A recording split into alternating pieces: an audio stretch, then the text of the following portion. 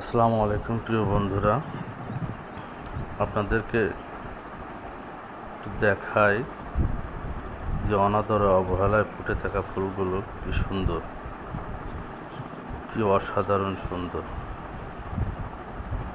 এটা কুচুরিপানার ফুল, অনেকে অনেক নামে জানে, অনেকে অনেকভাবে ডাকে।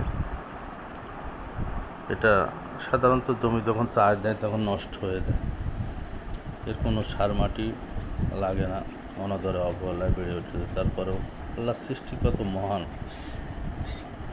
যে কী সুন্দর এবং মনোমুগ্ধকরভাবে ফুটে উঠেছে ফুলগুলো।